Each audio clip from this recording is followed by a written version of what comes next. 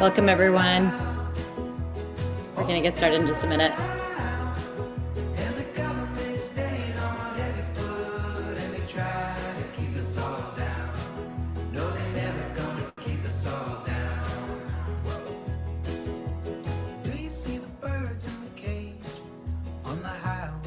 Hi, everyone. We're just pulling folks in from the waiting room. We'll get started in just a minute. Welcome.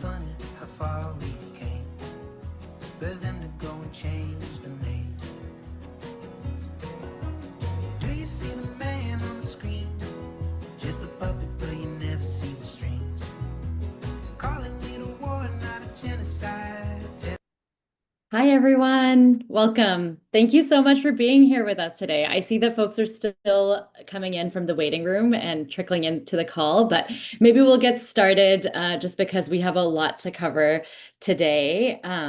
Thank you so much. Thank you so much for being here. So in the chat, please let us know where you're joining us from. If you'd like, we'd love to hear which territories you're joining from. If you're not sure, you can find out at native-land.ca. And we'd love to know why you're here today. Thanks so much for being here. Thanks, everyone. We've got 131 people here already. Welcome. Before we get started, I'd like to begin with a land acknowledgement. So I am calling in today from the unceded territories of the Musqueam, Squamish, and Tsleil-Waututh peoples in so-called Vancouver. I'm calling in from stolen land, as is all of the land in so-called Canada. We are, as a climate justice organization, we are very firm that this fight for climate justice must be very much rooted in the ongoing struggle for decolonization, both here on these colonized lands and abroad, as we're seeing the devastating impacts of imperialism and colonialism worldwide, especially in this moment. And rooting ourselves in principles of Indigenous sovereignty, in the Indigenous, grounding ourselves in the Indigenous calls for land back is extremely important, especially in this moment. I know the province that I'm in BC, we're seeing a right-wing backlash against the Declaration of Rights of Indigenous Peoples Act. There's a lot of anti-Indigenous racism right now, so it's really important that we ground ourselves in these principles and in the ongoing struggle for Indigenous sovereignty. Thanks so much again, and we for those of us that are just joining now, we would love to hear which lands you're calling in from, which territories you're calling in from. So please feel free to share in the chat. Thanks so much. So welcome. I would love to just introduce everyone who's on the call today. So my name is Atia Jaffer. I am the Canada Country Manager for 350.org. Very excited to be here with you all today. My teammates, Johanna Lewis and Chris Gusson, are also on this call. They'll be very active in the chat and you'll hear from them at different points. And I'm so excited to welcome our very special guests who we will hear from in just a little bit. So we have Jim Stanford here, economist and director of the Center for Future Work, and Serena Mundazabal, who is the managing director at Sacred Earth. So thank you so much for being here with us today, and we'll just get started. So the agenda for the call today, we are going to start with an introduction. And we're going to lay a little bit of the context of why we're coming together today. We'll hear from Jim, then we'll do a rapid action together with Chris for an excess profits tax. We'll hear from Serena about what we're funding with an excess profits tax. Then we'll do another rapid action for an east-west grid. And then we'll hear from Johanna about fossil fuel resurgence, and we'll take action together. We'll learn about how we can take action in our communities as well with Chris after that. So we have a lot packed. Our goal is to keep it within the hour, so we'll get started and jump in right away.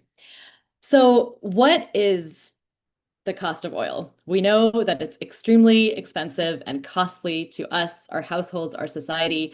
But before we dig into that, we just want to talk a little bit about what exactly the cost of oil is. So just to start really broadly, oil is costing us a lot of things. The one cost of oil is climate chaos. And the math is it was really, really simple on this one. The current rate at which burning oil is incompatible with securing a safe climate. And if we have any hope of protecting our communities and ecosystems across the world from rising seas, catastrophic floods, and out of control wildfires, extreme heat, we need to rapidly transition away from fossil fuels.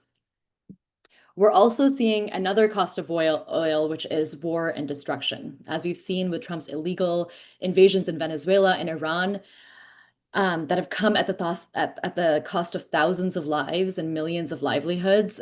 We've seen that the thirst for oil will always be a bloody one that fuels imperialism, wars, and genocide. Another cost, of course, is austerity and cuts, and this is best demonstrated if we look at recent news by Carney's recent spring economic statement. It was unveiled on Wednesday, and we saw an alarming amount of public funds that have been promised to the fossil fuel sector via new subsidies that promote the expansion of fracked gas projects and tar sands. And we're also seeing talk of a sovereign wealth fund, which seems to be a code for yet another backdoor way of subsidizing the fossil fuel sector. And our red flags are definitely going off on that one. At a time when our schools, hospitals, public parks, libraries, and so many public services desperately need funding, it's really shameful to see this kind of funnel of public funds going towards the fossil fuel sector. And of course, the cost of oil is the literal cost of oil is something we're all confronted with right now. It's leading to an affordability crisis that's out of control. It's become really clear that it's becoming more and more unaffordable to access oil and gas. But what's most outrageous is that while some of the poorest and most vulnerable people in the world are paying the price of this energy crisis that we're seeing unfold, fossil fuel companies are making bank. CNN reports, and I will quote this, 6 of the world's biggest fossil fuel companies are on track to make almost $3,000 in profits every single second this year, according to a new report, as households across the world grapple with soaring energy prices and inflation, which are driving a cost of living crisis. This quote from 350's executive director breaks down the problem really perfectly. Over the next few decades, oil majors will report astronomical first quarter profits, much of it earned on the backs of a war that has already killed thousands and impoverished millions. Even if the Strait of Hormuz reopens tomorrow, an obscene amount of money will continue to flow to oil coffers at the expense of ordinary people already struggling to afford fuel, electricity, and food. So with that bird's eye view of the global picture, let's zoom into the Canadian context with the help of our guest speakers. So I'll go to Jim Stanford first. It's an honor to have Jim with us today. I really have appreciated all of the work that he does with the Center of Future Work. Jim is an economist and director at the Center of Future Work, a labor economics think tank that's based in Vancouver, BC. Jim served for over 20 years as the economist and director of policy with Unifor, Canada's largest private sector trade union. He's quoted frequently in print and broadcast media and contributes a regular column in the Toronto Star. He is also the Harold Innis Industry Professor in Economics at McMaster University in Hamilton, Canada. And Jim is the author of Economics for Everyone, a short guide to the economics of capitalism, which has been published in 6 languages. Such an honor to have you with us here today. Welcome, Jim. Thanks so much. Atia, thank you so much. It's a real honor for me to be with you here. And thank you and your team at 350 for the amazing work that you do. You're always in the front of these arguments, including now on the righteous demand for an excess profits tax on these oil companies that are going to be making so much money. And I'm glad you ended the intro there on the issue of affordability. Because especially the conservatives and the oil and gas lobbyists have been pushing this affordability button for years in an argument against any type of climate protection policy. And they've all said we just can't afford to protect the climate. And they point to the cost of living challenges facing Canadians as evidence why we have to get rid of, first the consumer carbon tax, but that wasn't enough. Now they're going after the industrial carbon tax, going after the methane regulations, going after the emissions cap. We can't afford any of it. And yet the crucial cause of the affordability challenges that Canadians face is fossil fuels. And we're seeing this in real time right now. So it is so important that we confront this false narrative that we get from the fossil fuel industry, and they never waste a crisis. Whatever the crisis of the moment is, it's another reason to build more pipelines. And we're seeing that now with the current situation and diverting attention away from the actual cause of the affordability crisis, which is our reliance on an energy source that is controlled by a small cabal of investors and companies who soak it to us every time they have a chance. And right now they've got a chance. So I'm going to run through a few slides here to talk about what's happening with this latest crisis, this latest price shock in the world of oil and gas, what it's going to do to Canada's economy, and I'm very worried about that, and what we can do to insulate ourselves from that. So I do want to refer folks who are interested to our website at the Center for Future Work. Everything we do is open access there, and I'll be referring to some past work we did on the impact of oil prices on affordability. And please check it out there or join the conversation on any of the social media platforms. So I don't know. There's been a lot of insane wars in history, but this one might win the prize for the most insane war in history. There was no obvious reason for Trump to go to war with his allies in Israel. He was clearly motivated by domestic politics, not by any kind of geopolitical imperative. He's sinking in the polls. The midterm elections are coming up. He was trying to distract attention from the scandal over the Epstein crimes.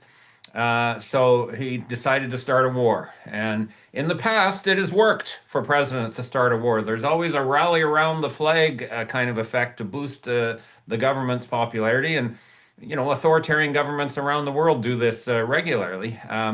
But even that tactic wouldn't work for Trump. He screwed it up so badly. No explanation or justification was given for this war. No clear goal. The goal of the war was just a moving target. You know, at first it was to stop Iran's so-called nuclear ambitions. Then it was to achieve regime change. And now the goal of the war is to reopen the Straits of Hormuz. And the Straits of Hormuz were open before the damn war started. So it's just a moving target, completely contradictory. Perhaps he thought that he could do in Iran what he did in Venezuela, you know, just swoop in, cause some havoc, knock off or kidnap the leaders, and then lo and behold, they've solved the problem. But that obviously was not going to happen with Iran. And now we've got just an enormous historic disaster. Of course, first and foremost, the thousands of people throughout the Middle East now, but primarily in Iran and Lebanon, thousands dead from this absolute aggressive war. Many, many more are going to die, not just in the Middle East, but people are going to die of famine in countries around the world because it's poor countries who are hit hardest. I'm going to talk about the impact in Canada, but just imagine the impact in Bangladesh or Philippines or some of the other developing countries where they don't have the resources to fall back on. And because of the impact of the closure of the Straits of Hormuz on flows of fertilizer, crop yields in poor countries are going to decline and people are going to starve to death because of Donald Trump's misadventure here. Of course, an enormous global disruption in the economy and permanent changes in just how the world works. So you see Putin in Russia looking at this with relish, saying, oh, Trump has just proven that I have got a right to invade whoever I want.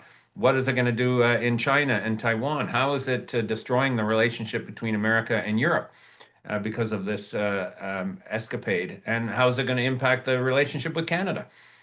So this is absolutely gobsmacking. Gobsmacking is the word, Adia, to try and understand why on earth this happened. But it did happen. And here's a picture I'm sure you've seen on TV. This is the Straits of Hormuz, Iran on the top, United Arab Emirates and Oman on the bottom. And the little dots on the left are the ships trapped in the Persian Gulf because they can't go through the straits. The dots on the right are the ships waiting to get into the Persian Gulf to fill up with oil and LNG and fertilizer and other products. And there's nothing in between because both Iran and America now are blocking the Straits of Hormuz. So again, you just can't make this up. But Trump has blocked the Straits of Hormuz as well because he says he's going to block them until they're open. So no logic in this, but the impact has been a catastrophic increase in the price of oil. This is the graph from today. You have to do this in real time. You have to update your graphs all the time. So this was just today.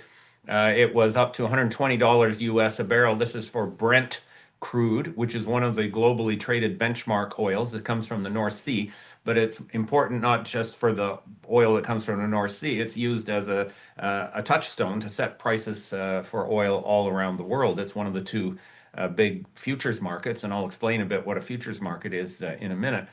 but the price has gone up by 75% since the war started. And for one of the most important traded commodities in the global economy, this is an enormous and catastrophic shock. Unfortunately, I have to tell you, being the economist, they say they call economics the dismal science, and unfortunately, all too often we are justified in being called the dismal science because it's usually bad news when the economist shows up, and today is no exception. So it's going to get worse before it gets better. Prices have been over $100 US a barrel since the war started. But really, the physical shortage of oil is only just starting now because it takes weeks for the tankers that filled up in the Persian Gulf to get to their final ports, whether that's in Japan or China or India or Europe. And those ships that filled up and left just before Trump pushed the button and started the war have just arrived. So we've really only just now being experienced at the end market, at the end of that supply chain, the actual physical shortage of oil that we're going to see. And this is why you're seeing dramatic things like rationing of oil in some countries, airlines canceling flights because they can't get enough fuel, and it's going to get much, much worse. Including so far, it has been buffered a little bit by companies and countries drawing down the inventories of oil that they keep in cases of emergency, but that can only go on for a little while. Even if the war ended tomorrow, and most people think the war is actually going to get worse tomorrow because Trump is going nowhere and Trump is going to raise the stakes by starting some big bombing again. Even if the war ended tomorrow and the Straits of Hormuz opened tomorrow, this crisis would carry on and get worse for months. So what we've seen so far, unfortunately, is just the start. Now, the thing that really just infuriates me is we have seen this movie before and seen it quite recently in 2022 when Russia invaded Ukraine, and there was a big spike in oil prices then as well to $100 US for about 6 months. Incredibly, there was no change in world oil supply when Russia invaded Ukraine. Ukraine doesn't produce oil. Russia produces oil, but Russia's supplies and exports of oil, it turned out, weren't really affected. So there was a jump in the prices because some of the financial traders thought that number one, there'll just be a great big crisis of confidence and lots of fear and uncertainty. That's always good news for speculators.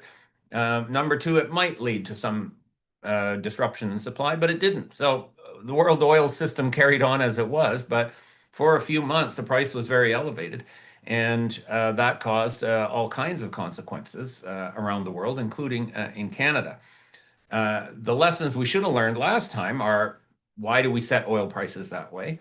Why do we let the global roller coaster of oil prices determine what we do here in Canada, where we've got lots of energy, including oil? And then number three, is there some other way to control the side effects of this on inflation and interest rates and the overall economy other than what we did?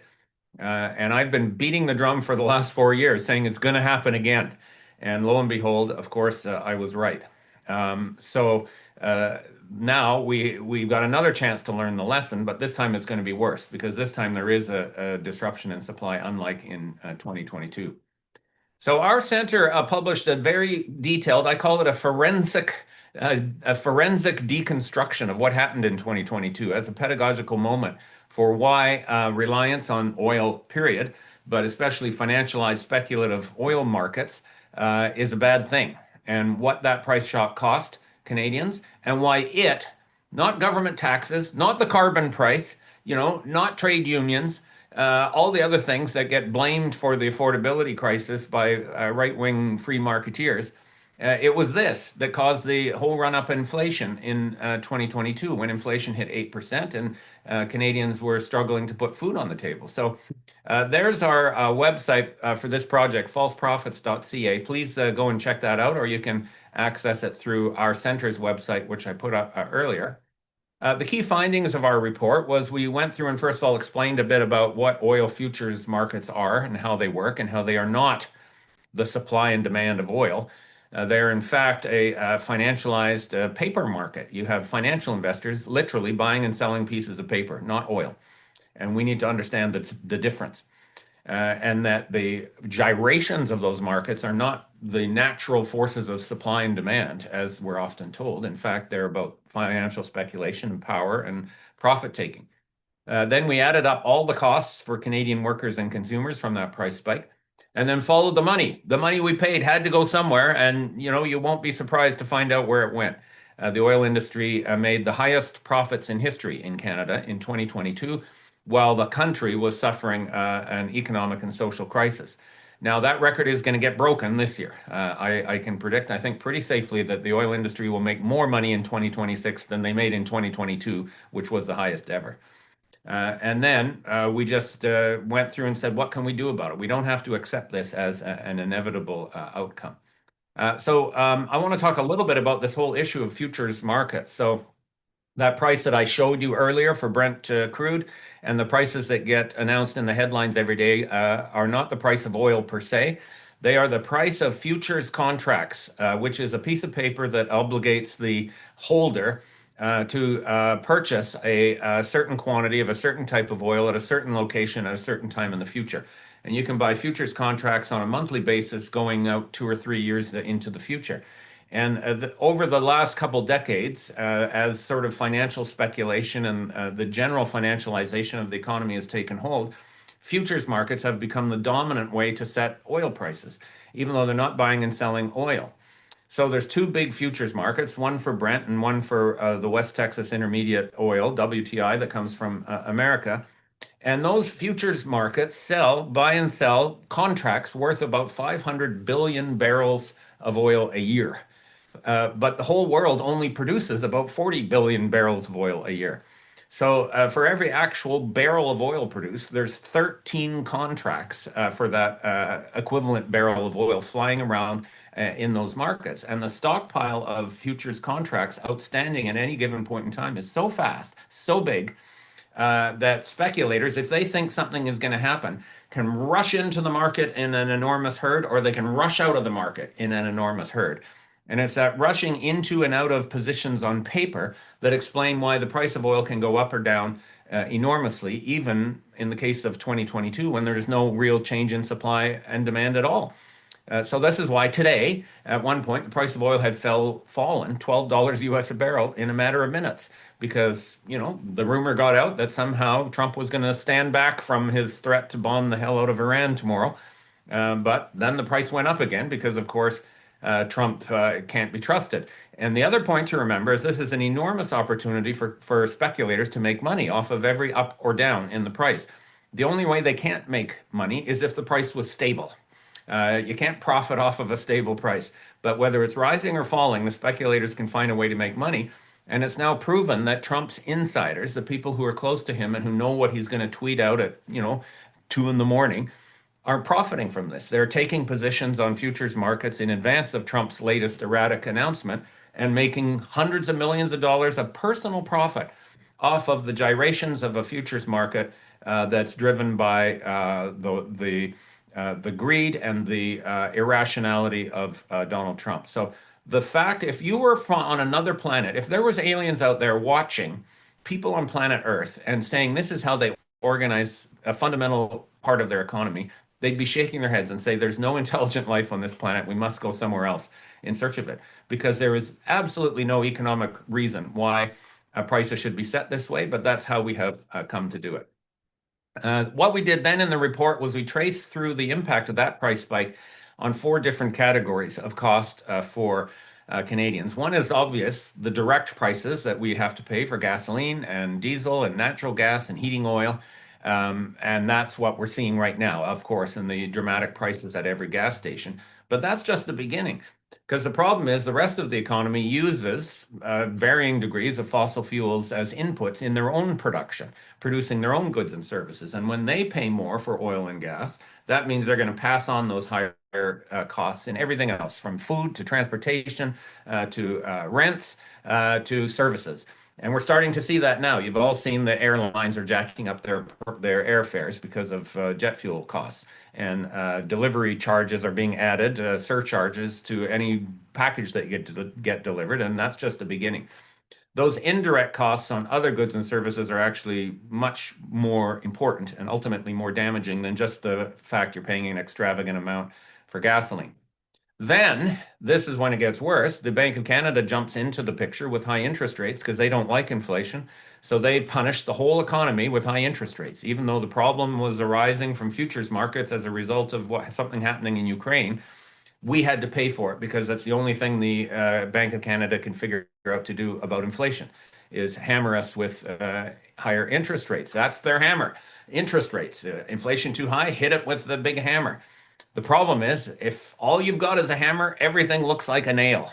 And every time there's an issue with prices, in comes the Bank of Canada with the hammer. And it's going to happen again. It will happen within a few months. So we had to pay tens of billions of dollars in extra costs because of higher interest rates. But the whole point of higher interest rates is to slow down the economy, increase unemployment, reduce wage increases, and suck purchasing power out of households because now instead of buying stuff with your money, you're giving it to the bank in higher interest rates on your mortgages. So four different buckets of cost as to how this price spike in 22 hurt Canadians. And we put hard numbers on it. So you can go through and see that $60 billion over the next 3 years in higher costs for gasoline and everything else. And that's the most visible, but it's not the biggest. The biggest was this one. Almost twice as much spent on those indirect costs through the whole supply chain of the economy as a result of other companies passing on their costs for gasoline to consumers in higher prices for all that they had to pay. Adding it all up, $200 billion. Canadians spent $200 billion because of that oil price spike. And this is where when Pierre Poilievre stands up and says, you know, we must have more oil and gas or else we won't be able to put food on the groceries, or food on the table, he should be struck by lightning because in fact, it's because of oil and gas that we can't put food on the table. And that 200 billion works out to $12,000 per household. So suddenly the carbon price doesn't seem like the big culprit anymore because it wasn't. So now we're in a situation where we're repeating the whole thing, and we've seen a sudden increase in gasoline prices in Canada. Remember, the gasoline in that pump at the gas station in most parts of Canada, other than Atlantic Canada, was refined from oil that was made in Canada, produced in Canada, refined in Canada, distributed in Canada, and used in Canada.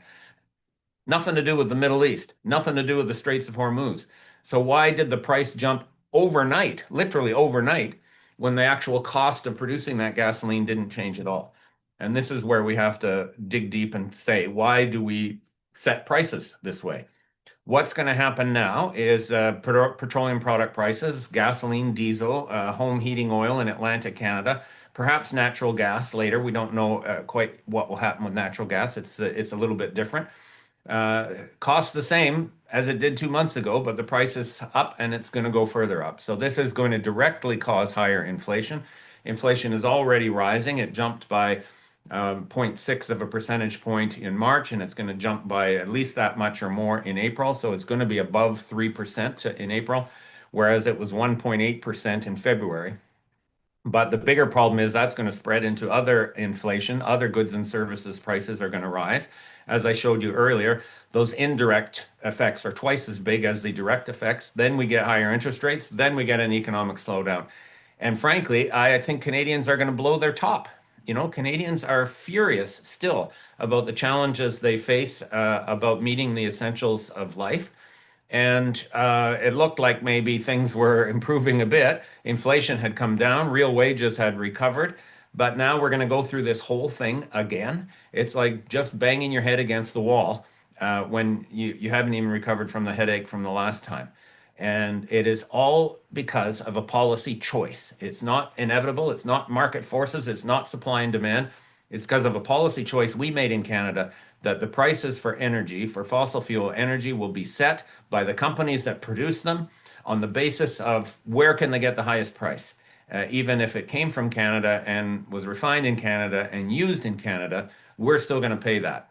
And this was a policy choice made in the 1980s when the oil industry was deregulated and then fully privatized. We used to have Petro-Canada as a publicly owned part of it, but that got sold off as part of that overall handing of control over to the private industry, and we're going to pay the price for it.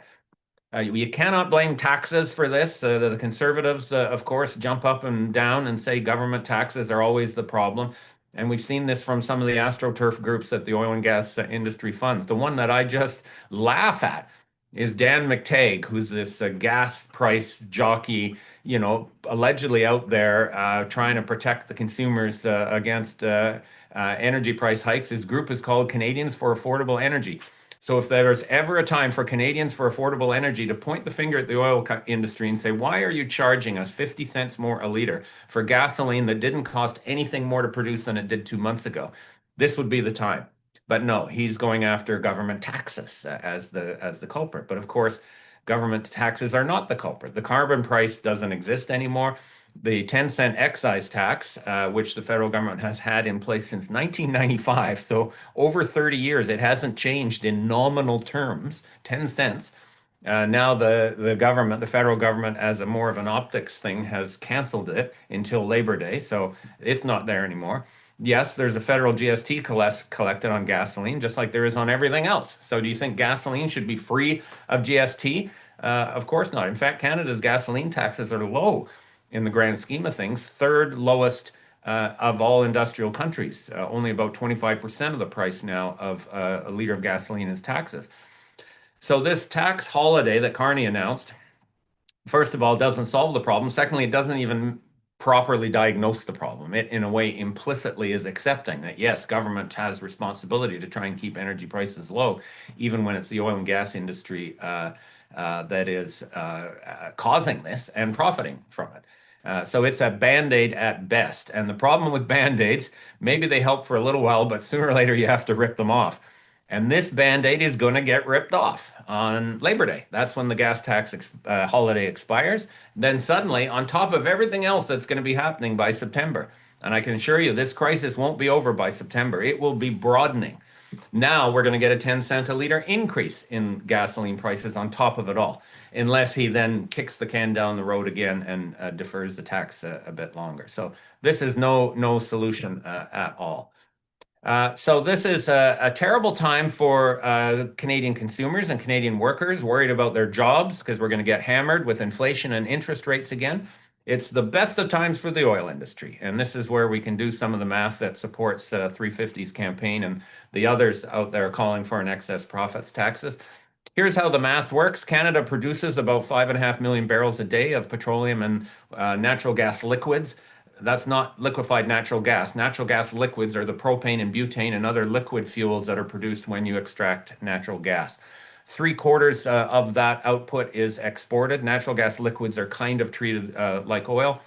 There's a price differential for Canadian production, the WCS, Western Canada Select differential, which means our stuff sells for less than other world prices, including WTI, the North American benchmark.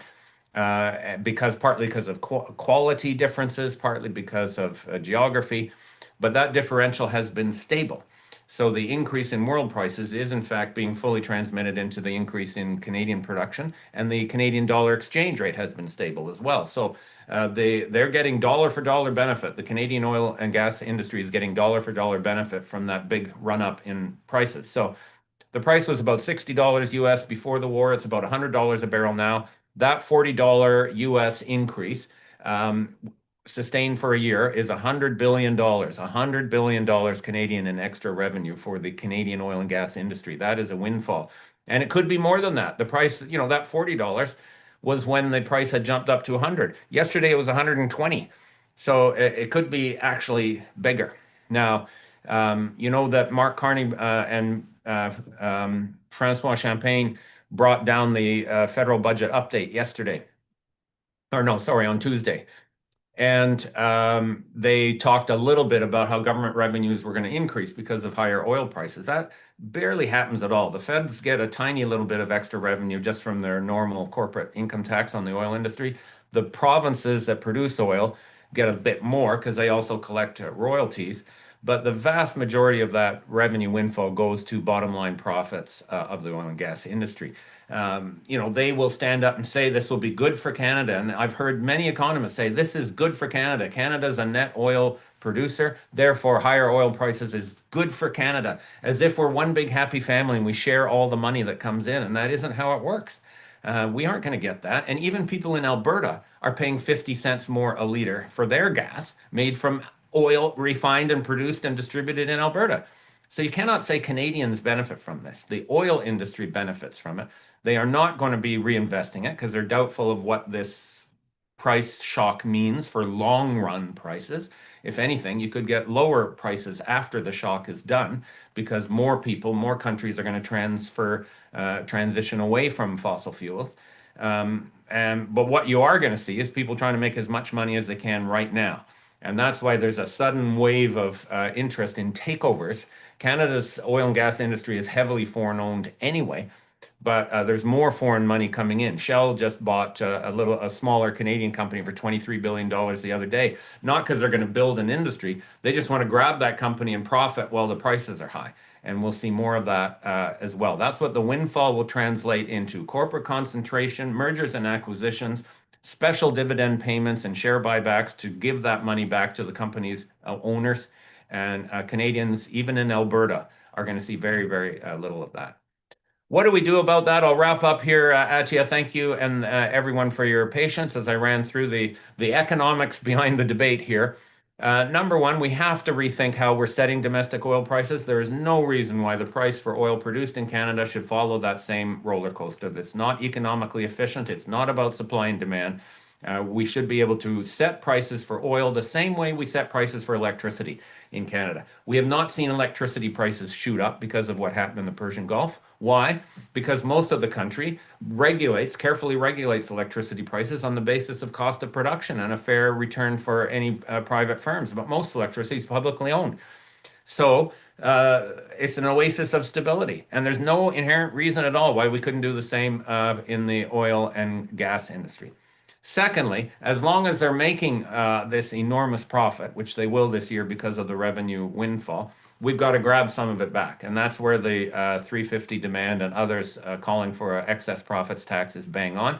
Then use that money for any number of good purposes. Give it back to consumers through an expanded GST rebate, for example, to help offset the costs of the inflation that enriched the oil companies in the first place.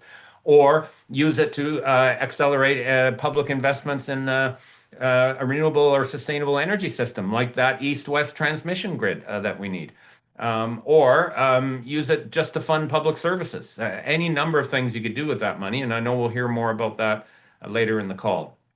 Third, we have to change how we understand inflation and how we treat inflation. And this idea that the Bank of Canada just pulls out the big hammer and bangs us on the head with it anytime inflation rears its head has to change. We have to find a better understanding of what causes inflation and nip it in the bud rather than punish the victims with high interest rates.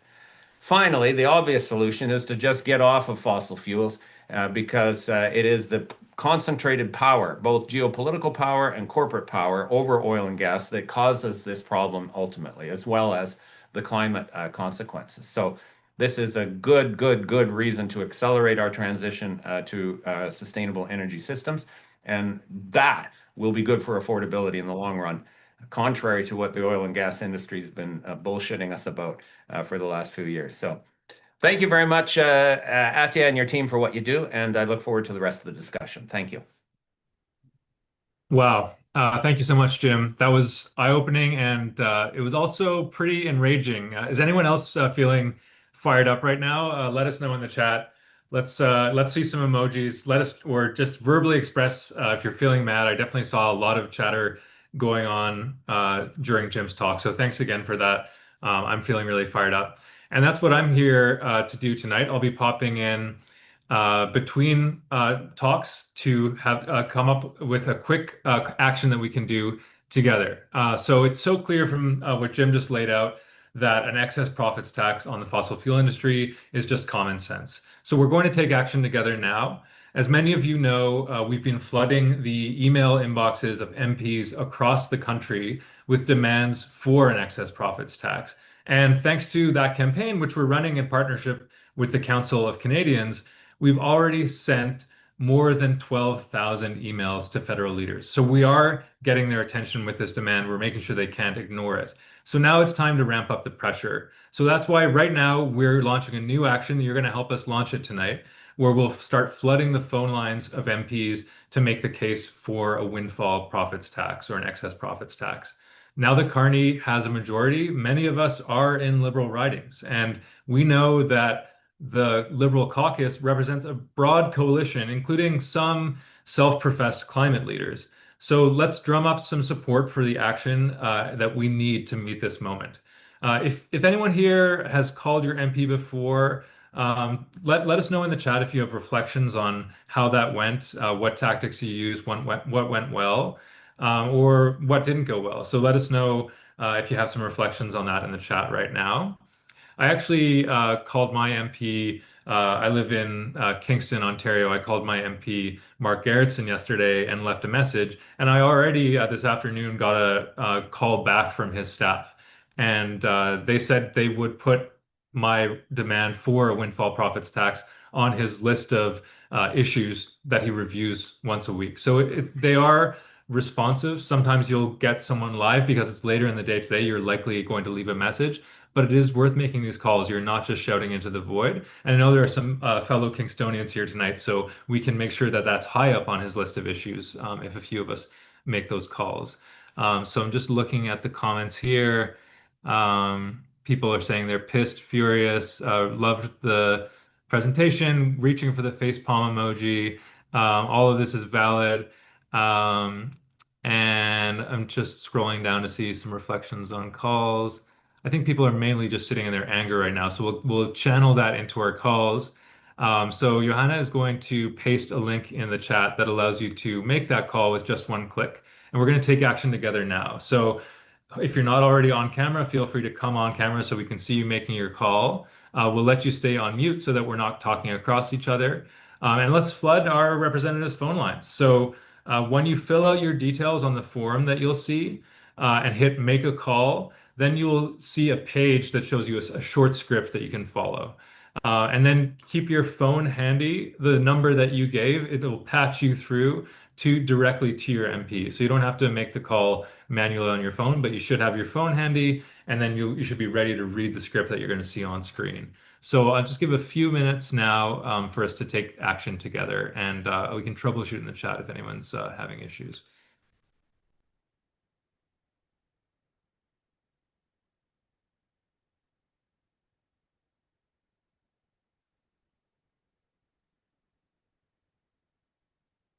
I'm seeing someone in the chat saying, unfortunately, I have a conservative MP who doesn't listen. Make the call anyway. I think, as Jim said, there are conservative parts of the country or parts of the country that traditionally vote conservative that are being ripped off just as bad as everyone else. And it's important that we get that message out there. It's worth calling even if you have a conservative MP.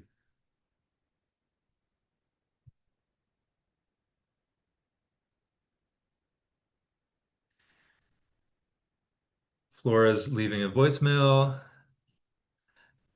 Yeah, it is most people aren't getting an answer right now, but now is a good chance to leave a voicemail. It's a good way to practice, and then you can always make another call tomorrow. We're going to send a follow-up email with the link to this action as well. Adam is on hold. Good job, Adam.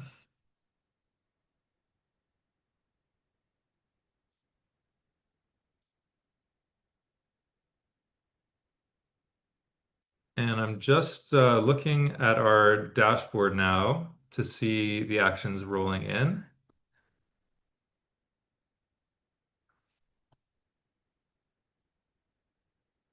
Yeah, and it looks like we've already had dozens of people connect with their MPs, so that's really great to see. It's very powerful to be able to take action together as much as what Jim was explaining can fill us with anger and despair. We're doing something about it. So this is just one of a few actions that I'll be jumping in with this evening. But to keep us going, I'm going to pass it back to Atya, who's going to welcome Serena from Sacred Earth to the stage.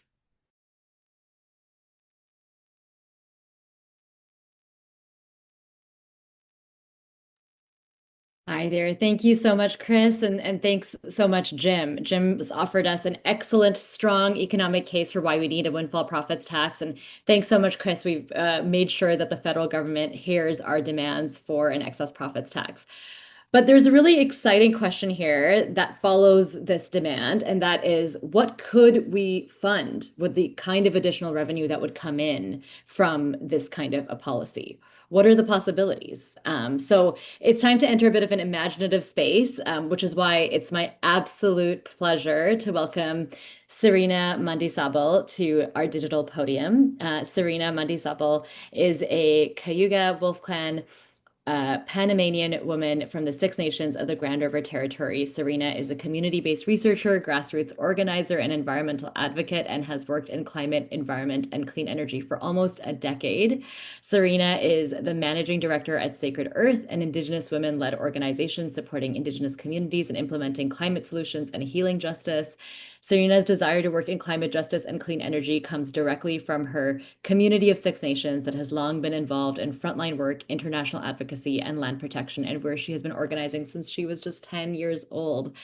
She's a personal hero of mine. So grateful that she's here today. Welcome, Serena. I'll pass it on to you.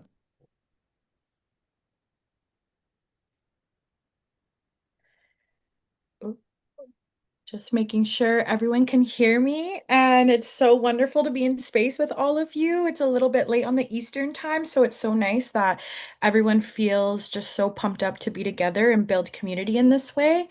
Scano, Seraguego, Srini Gauso, Gaikona ni Kwenzo Den, Atingi Shout Den. As mentioned, my name is Serena. I'm calling you from Six Nations of the Grand River. So we are about an hour southwest of Toronto. We are the most populous First Nation community in the country. And I've been working in clean energy since I was about 18 years old. Specifically, my community has the largest clean energy portfolio of any in the country for First Nations. And so I think it is my privilege to really understand what it's like to live within the transition, but it's also my obligation to make good things better because as a young person, I've seen a lot of gaps within that. And I just want to say thank you to the previous speakers, especially Jim. A lot of the work that I do, and it comes from our inherent connection to the land. And with that becomes emotion and feeling. And a lot of the time, you're dealing with people who discount our arguments because we have this emotion and feeling. And I think the language that you bring, it it reaffirms the feelings and the emotions that we're doing because it's written in the numbers and it's written in the language that they speak. And so I'm just really appreciative of having people like you who back up these arguments and can also speak a language that maybe not necessarily all of our communities can in the same way. And so, as Atia and Jim have so eloquently put, oil and gas has been costing us too much for too damn long at this point. And we can see through a lot of the work that Environmental Defense has done, specifically on fossil fuel subsidies, that over the past 5 years, the government of Canada has invested approximately $75 billion into the sector. And for myself as an Indigenous person, we know so intimately the cost that is happening here. Not only the financial cost, but also the cost to our health and our bodies, the cost to our environments and our local territories, as well as the cost to our sovereignty and human rights to be able to live a safe, healthy, secure life. And I like how Jim, how you ended that last part of the presentations because it was like get off fossil fuels. And for me, I being in Six Nations, we're actually half an hour away from the it was the Nanticoke Coal Power Plant. It was one of Canada's top 10 emitters within the country. It's just half an hour from our home. We have seen explicit health repercussions from this project all over the province. And so we know this impacts so intimately. And it's really influenced me to say, okay, what are we going to do about it? Especially I have a background in impact assessment. So really there you just see a lot of the impact and it can make you feel so helpless sometimes. And I think a lot of us feel that way, but over the past 10 years, what I've come to learn is that we have the solutions. Like there are so many people. Look at us all in this call right now. It's what, 100, almost 200 of us who are invigorated to take action and who are listening, learning, coming together in a good way and with a good mind to be able to take care of our communities. And so that's what inspires me. And really, it makes me think about, okay, well, when we hear Jim say, let's get off fossil fuels, okay, where are we going to go next? And this is something I've been playing with for the last few years of what kind of solutions can we actually put our money towards instead. And this is not an exhaustive list because when I look at a just transition, I think of it one beyond energy altogether. I think of our food systems, our housing, our health, our culture, our knowledge, our communities. But when I think about energy and electricity in this context, I see these three big areas. I see energy efficiency and conservation, renewable energy generation, as well as transmission and distribution. These are the three big dogs that we really need to focus on to path forward a transition that is safe and comfortable and credible. And so I was really only going to talk about generation and transmission because that's a lot of the advocacy and actually like the implementation work I do. But I would be remiss if I didn't talk about energy efficiency and energy conservation because when we learn to actually work on projects, the first step is to identify your load, identify how much electricity you're actually using. And then when you know that load, okay, how are you going to reduce it? Because you don't want to build projects that are creating waste or excess energy when you can actually reduce your consumption altogether by technologies such as energy efficiency or just using less, which is energy conservation. And a lot of the time I get this argument of, okay, are we just taking one, are we replicating the same inequities, taking one harmful sector such as oil and gas and creating extractivism with the renewables and creating greenwashing this transition. And to an extent, yes, that is happening around us. But with a lot of the people that are actually doing this work, it's coming from a good place. And I always say, too, if we don't want to extract, if we want to have less extractivism in our country, let's just use less energy. And really, what this can look like in practice is from conservation, so reducing our energy usage, unplugging devices, to basic measures. How many of you have LED lights now, smart thermostats, smart power bars, to minor and major retrofits, which is upgrading heating systems? We see that there might be something around heat pumps later today.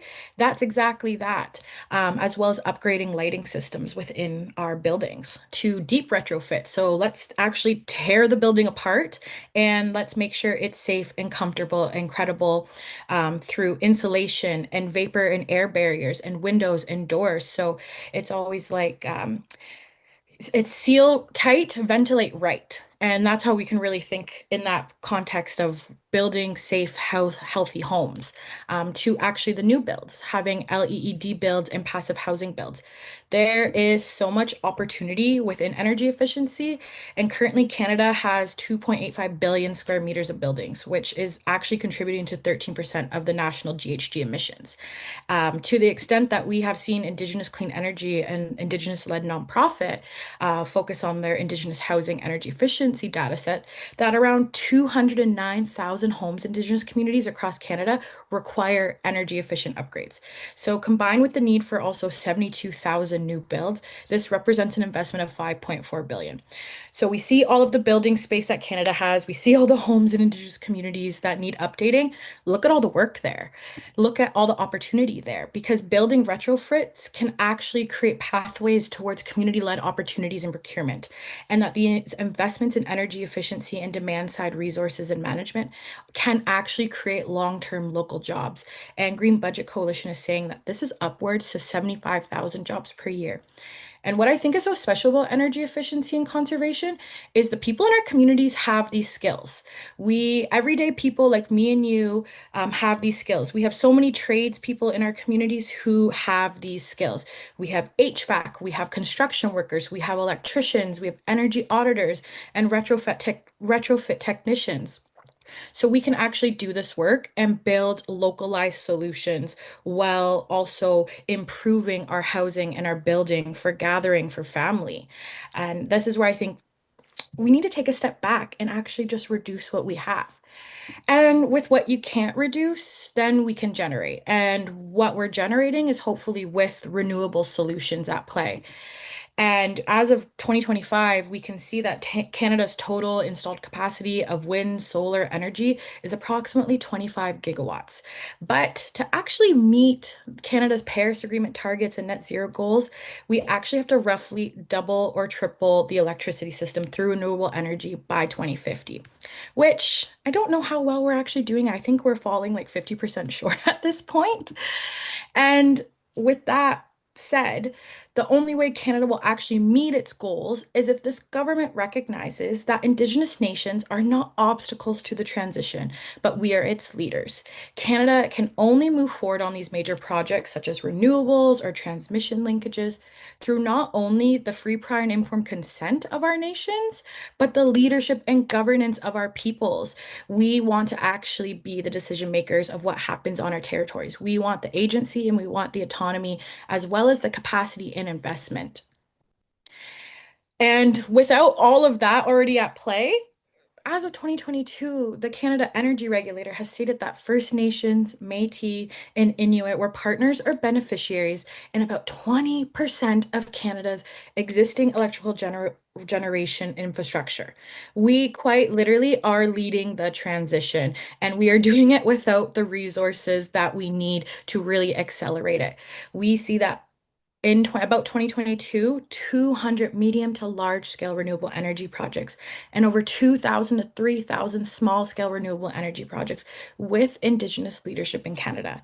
And I find this just so special because even in my own community of Six Nations, we have about 18 projects, around 1,800 megawatts of clean energy. So we are really taking advantage of this opportunity of the fossil fuel phase out and paving way a new path towards a just transition where our communities can really lead and dictate what the energy mix looks like on our territory. And I just think when I think about Indigenous-led renewable energy, it's so much more than just the reduction of greenhouse gas emissions and low carbon solutions. It really offers the potential for resilient local systems that are prioritizing community benefit over corporate profit.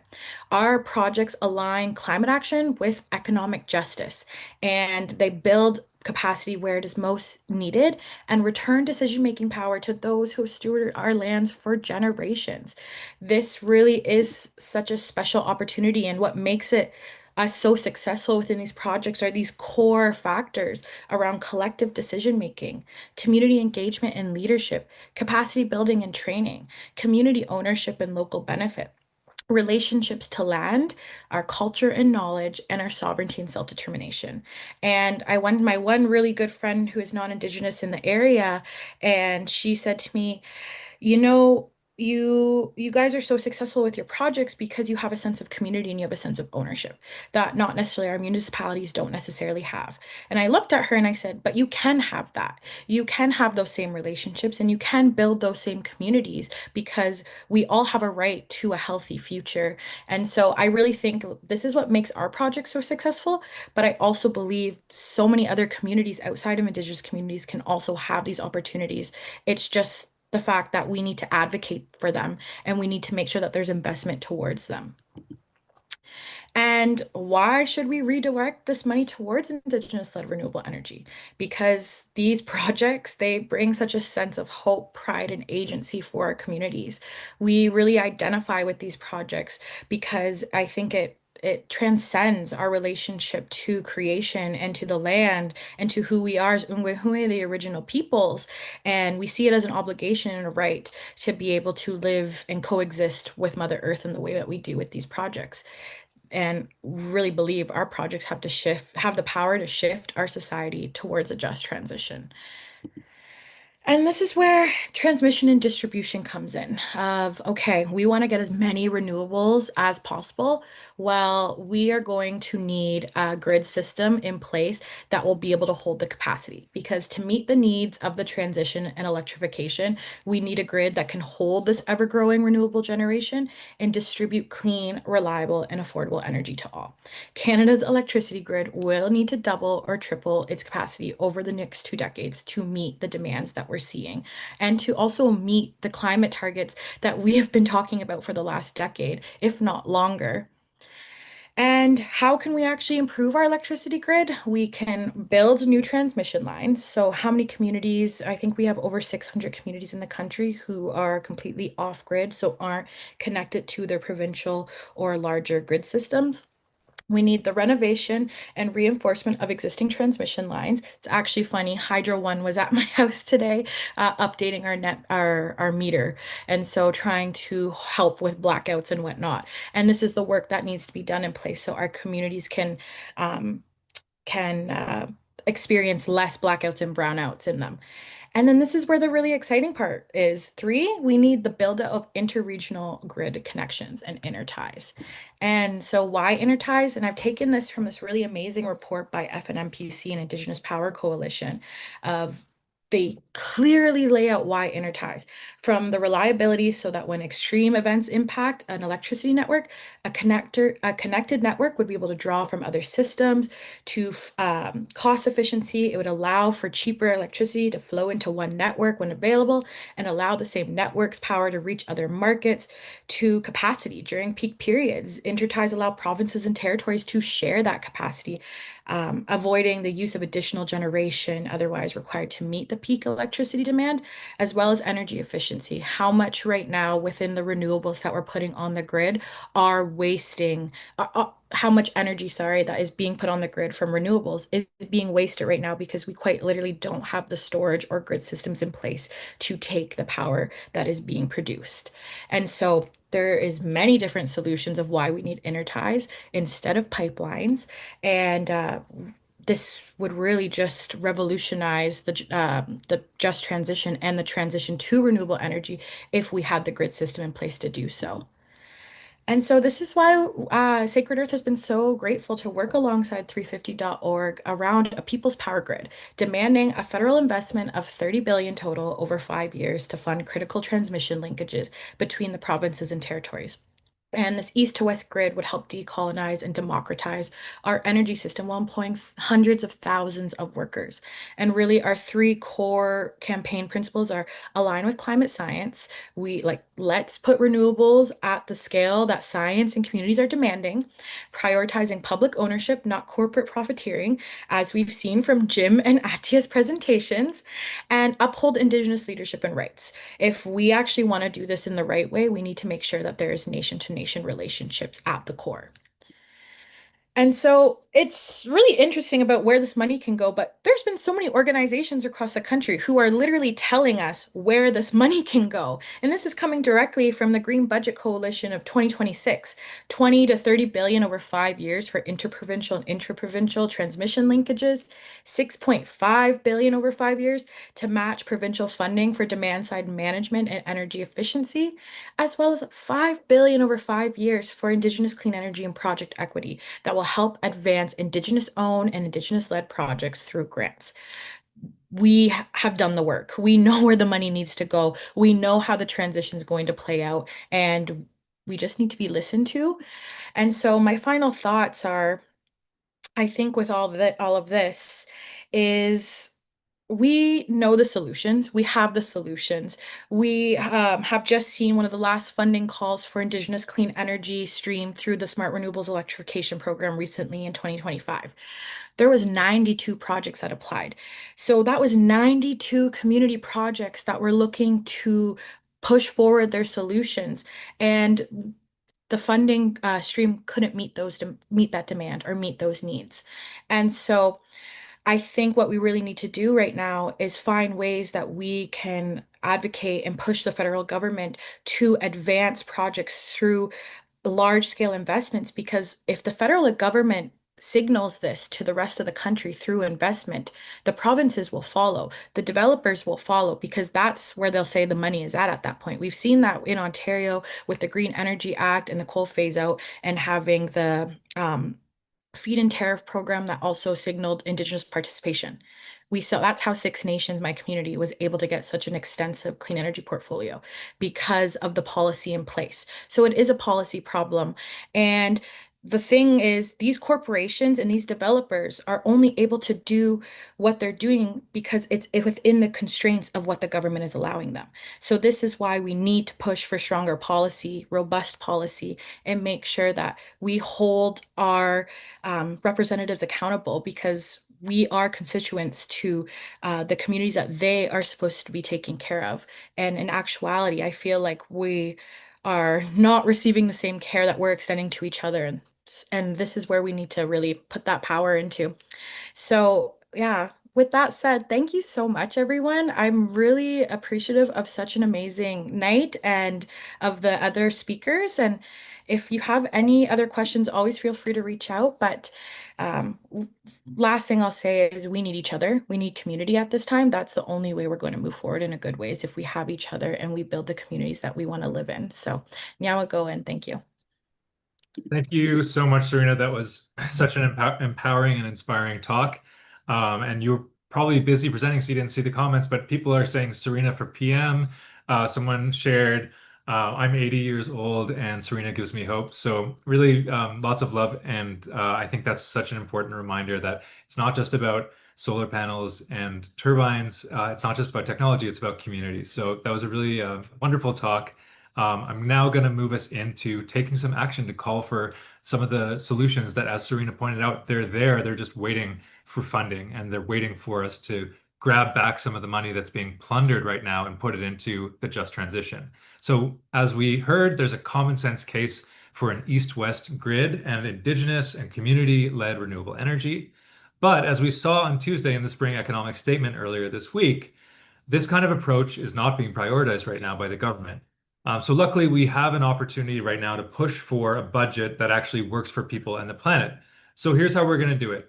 Johanna is going to share a link in the chat, and you're going to follow the steps that are on that page. The Finance Committee is holding a public consultation right now to inform our 2026 federal budget. It's coming out this fall. So we're going to submit briefs demanding an excess profits tax on big oil to fund the kinds of visionary projects that Serena just talked about. So follow the link that's in the chat. It only takes 2 minutes to take this action. So I encourage you to do it tonight so that you don't forget while you're here on the call. But the process is open until May 22nd, and we'll be sending a follow-up email with a reminder of what to do. So as you listen, follow those steps. It's really easy to do. The brief is right there. You also have an opportunity to personalize it later if you want. But in the interest of time, I'm going to pass it back to Johanna, who's going to give us some broader context about the political moment that we're in before we close out. Thank you, Chris. And thank you so much to Jim and Serena. This has been such a powerful and inspiring night. And I appreciate all the action from folks in the chat. Everyone is taking so energized and excited to take action tonight to demand an excess profits tax on big oil, which is such an important demand in this moment. But briefly before we close, I just want to zoom out a little bit because, of course, the fossil fuel crisis in this country didn't start with the U.S. and Israel's illegal and unconscionable assault on Iran earlier this year, and it certainly won't end when the war does. We know that the fossil fuel crisis in this country actually is deeper and longer than the last couple months and the oil price spikes that we've seen and that Jim laid out for us. Has anyone on the call seen a billboard like these ones on the screen in your community? Oh, we've lost the slides, that's you. Thank you. I know I have. I've seen them on the streetcars in downtown Toronto, which is kind of wild. The fossil fuel lobby in this country is powerful and entrenched, right? These examples from the last couple of years show just how aggressive that propaganda machine has been. And these lies that are being told on these billboards about how oil and gas is necessary for Canada's economy and sovereignty have really gained a lot of ground right now in this time of increased economic and political anxiety. And this dangerous industry is ramping up its influence in Ottawa as well. So as you can see from that screenshot, research from the Environmental Defense shows that the oil and gas lobbyists met with our federal government over 400 times, and that's just in the first 3 months of this year alone. And they're putting pressure on our government representatives to put their interests above the interests of ordinary Canadians like you and I. So it's pretty egregious to see this kind of power. And what's even more alarming is to see some of the outcome of lobbying like this. From what we've seen since Carney was elected just over a year ago, the current Liberal government seems keen to double down on fossil fuel extraction at every turn. So there's an overwhelming slew of headlines on this slide. I'm sure many people on this call have been following Carney's pretty egregious record on climate closely over the course of the last year, from Bill C-5 to the Alberta MOU to the fossil fuel subsidies that were announced just 2 days ago in the spring economic statement. It is a lot to absorb, but it's also really deeply shameful to witness this kind of corporate capitulation, especially at a time when big oil is profiting at our expense. And while fossil fuel climate chaos seems to escalate year after year, we're coming into another probably record hot summer looming on the horizon. But the problem is that between big oil's propaganda machine and Carney's fossil-fueled nationalism, where he's really selling the fossil fuel sector as an answer to Trump's threats and to the tariff-induced economic chaos that many Canadians have been facing for the last year, many people are falling for it, right? Many of us are getting played, and we're feeling squeezed and we're feeling desperate, and that's bearing out in public opinion polling about fossil fuels right now. So some polling from earlier this year showed that the majority of people in this country actually support new pipelines, and that's making things that were politically impossible 10 years ago, putting them back on the table in a way that is deeply alarming for many of us. We're also seeing that support for Carney remains strong, even as we see him doubling down on fossil fuels and weapons exports and the corporate welfare and austerity for the rest of us, and some of those truly wild systemic choices that Jim was laying out earlier on this call. Big oil billionaires and their political allies are really trying to persuade us that fossil fuels are a source of stability and growth and independence and prosperity, but we know that fossil fuel expansion only offers short-term profits for the powerful few, while unleashing death, destruction, and skyrocketing bills for the many, for the rest of us, right? And the truth is that actually a majority of Canadians do care about the climate crisis. That concern just keeps getting eclipsed by the other crises that we're facing. And it's being buried and misled by the propaganda that we're all getting flooded with. So we need really more than ever to help our neighbors connect the dots and to push back on the lies that were being sold so that we can once again make pipelines toxic as they should be in this country. And with that, I'm going to pass it over to Chris for one last action, and then we will say goodbye. But thank you all so much for coming out tonight. Thanks so much, Ioana, for breaking down the broader context and the overlapping crises that we're facing, and the way that big oil is using these crises as an excuse to try to win everything on their wish list. So with that in mind, we have one final call to action for you tonight, another way to take action. It's a new tactic that we've developed to help you build community and fight big oil's propaganda campaign at the same time. So Ioana is going to share the link in the chat. This is something we're calling toxic trivia. So across the country, people like you have been hosting events to remind their communities that Canada needs to accelerate the transition to affordable, reliable, renewable energy instead of building new pipelines that lock us into fossil fuel dependence. We need power lines, not pipelines. We've created these professionally printed trivia cards that you can see in the photos, and we've also created a planning toolkit to make this super easy for you. And if you register your Toxic Trivia event by May 15th, you can claim some funding to cover pizza, snacks, or event supplies. And it's not just a fun community building event. That's very important too, as Serena talked about. There's also a federal petition calling for an east-west grid and the solutions that we've talked about today that is part of the toolkit. And so you'll host these events and you'll also gather signatures for our Power Lines, Not Pipelines petition. So the link is there in the chat. I personally helped to organize and host an event in Kingston. It was a great success. A lot of people found it really refreshing to do something different than the usual protest tactics. There are some people, I think, here tonight who were at that event. So you can chime in if you've hosted an event, if you've attended one, let people know how fun and easy it is. And we'll follow up with that link as well in the email that we're going to send after this call. So with that, I'll pass it to Atia, who's going to close us out and say goodbye for the evening. Thanks so much, Chris. Apologies, folks, for running a little bit over. I'm about to conclude and share some last thoughts, but just wanted to say that in a minute, we're going to take a little bit of we're going to take a photo, a screenshot of everyone together. It's the best we can do on Zoom. So I'll invite everyone to go on camera if you're comfortable, and we'll take a screenshot of everyone together taking action and raising our fists. So I just wanted to say before we do close off that there is hope. You know, we heard that in what Serena shared.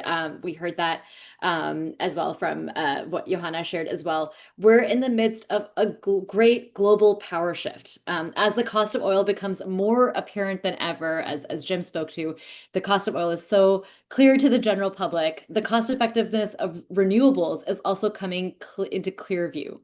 Wind and solar are the cheapest forms of energy on Earth. And as Bill McKibben reminds us, the sun may be 93 million miles away, but it does not need to pass through the Strait of Hormuz to reach us.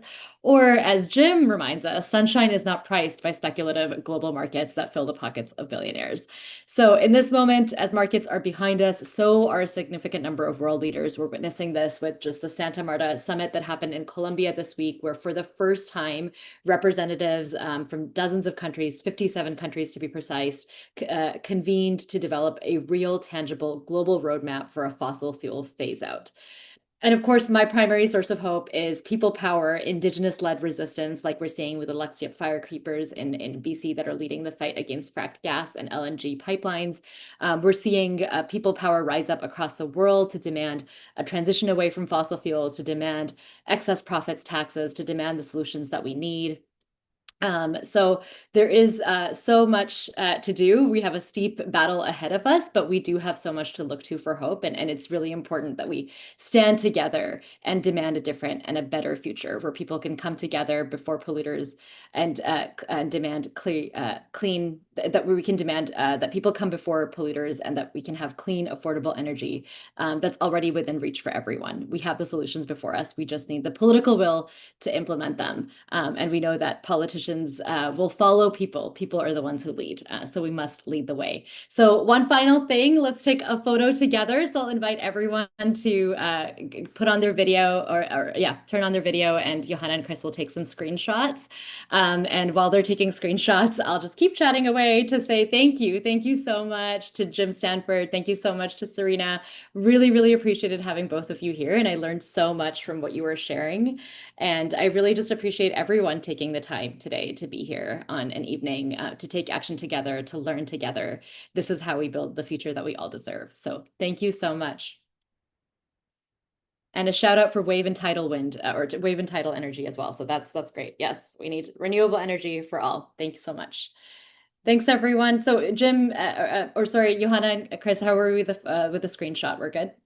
We're Okay. good. Thanks everyone Great. for posing. Thanks for being here Great. today. Thanks so much. We'll send out much. the links to all the actions, and we'd love to hear your questions and comments and feedbacks as well over email. So thanks so much, everyone.